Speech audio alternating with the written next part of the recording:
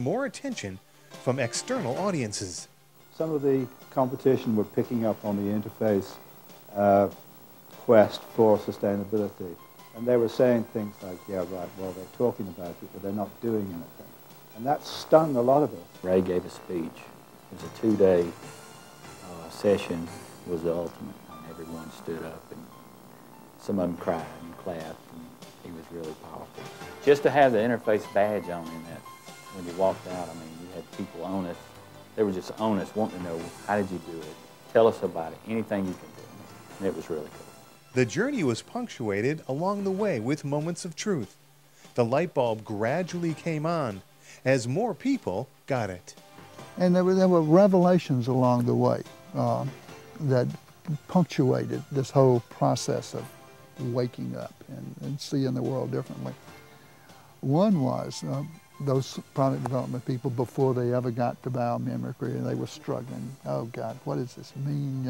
Does this mean we have to convert everything to wool and hemp? We'll go broke. We can't do this. And finally, the head of product development, again, this is before biomimicry, said, well, let's see if we can do something.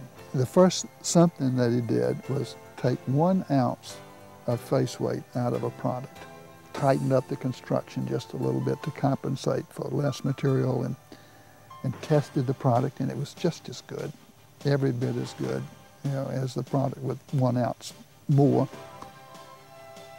And they said, well, we can do this. We can do this.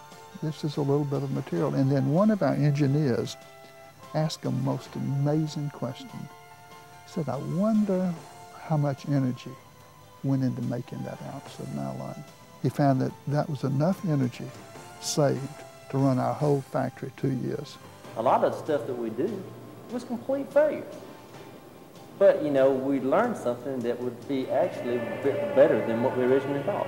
And some of the things that we've done, we've taken very, very non-traditional paths for justification that we typically wouldn't have taken because we never would have been challenged for a different thought process. As this new way of seeing was gaining incremental validation, the organization gradually embraced the possibilities of sustainability. This was reinforced in 1997 when Interface employees gathered in Maui. The event was a pivotal moment in the organization's sustainability journey. The defining event for the company was when we took 1,000 people to Hawaii. And were introduced to the Dream Team. That event, to me, created the map going forward. It turned on a lot of our people. They saw the vision from a different perspective, and I think you had a lot more people convert and grab a hold of the sustainability vision. Lights started going off, and people started finally understanding about sustainability and Ray's vision and so forth. And that is the one single event, I think, sort of changed the tide. Just after the Maui meeting in the summer of 1997, Interface published its first sustainability report. The report showcased the problems created by the industrial world and clearly positioned Interface as a contributor to those problems. This transparency has become a hallmark of Interface's journey. Interface's vision spread throughout the world. Its image as a sustainability leader began to emerge. Anderson's speaking invitations mushroomed, and in 1997, he delivered 120 speeches about his environmental vision for industry. Awards and recognition grew. Anderson was appointed co-chair of the President's Council on Sustainable Development. Interface was named to Fortune magazine's list of 100 best companies to work for, and in 1999 became the only industrial company ever to receive the Dubai Award, providing international recognition for Interface's contributions to creating a more sustainable world. I felt from day one this is the right thing to do. Very quickly, it became clear to me that it was also the smart thing to do in a strict business sense. And when we saw the results on the waste front, that had to be right. And then when we began to get this marketplace recognition for what we're doing, and when your customers are predisposed to deal with you rather than a competitor because they just trust the company, you can't beat that. That's all the advertising in the world won't buy that kind of loyalty. But Interface was careful not to let its talk get in front of its walk. One of the things that we had to be really, really careful of early on was drifting into greenwash. You put a coat of whitewash on a rotten fence and it looks okay, but it's still rotten. Or you put a coat of greenwash on rotten practices and claim they're green, and it's transparent, self-serving. It's kiss of death to engage in greenwash. We had to be really careful that we didn't let our words get ahead of our actions. In 1998, Anderson published his book, Mid-Course Correction. It announced Interface's journey of sustainability to the world, publicly proclaiming its mission to climb Mount Sustainability.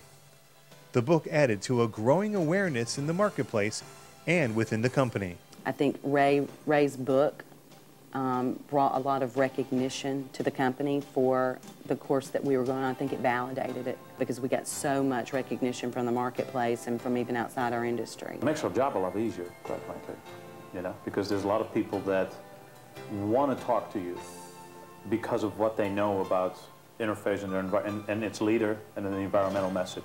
I think it validated it even more so for our employees that, hey, Ray is not just off on a tangent somewhere.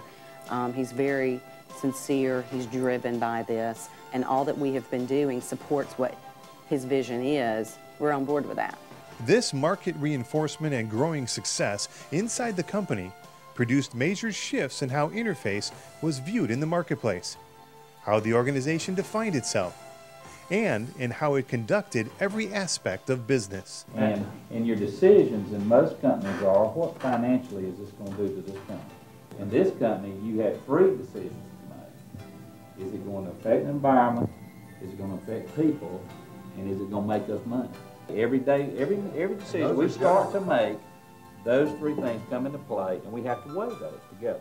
You can do this, have this purpose, do this the right way, and be economically successful. It's about letting every person contribute who they are to a cause.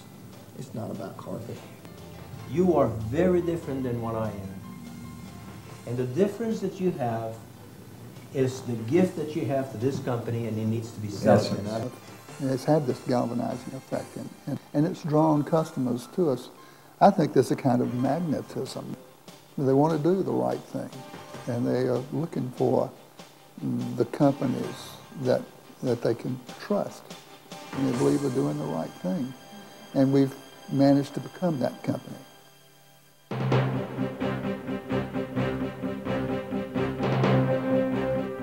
As the new millennium approached, an intense period of change loomed. It was a period that would test the organization's commitment and resolve to its vision of sustainability. In 1999, changes at the top level of management resulted in a period of reflection and re-examination. Ray was trying to actually validate whether the company bought into sustainability, or was sustainability just Ray in the pocket of disciples that got created with the company. Now, to me, that's the validation part was, is this the right direction for the company? And does this company, these 125 people, believe in sustainability as the future? Ray was, I won't say nervous, but he was really wanted to see if sustainability would come out of this. Because he's totally convinced, there's no doubt about that. But he wanted to make sure that when he turns around, there's somebody behind him. And Ray left it up to this 125 people to help define what the next leg up for Interface was. At the end of the meeting, it was very apparent that the next leg up was sustainability. We had moved into the era where we were all about sustainability, and you had total buy-in. Armed with renewed resolve, the company battled for survival as it confronted intense economic challenges. Well, for the first 5 years, they were fantastic.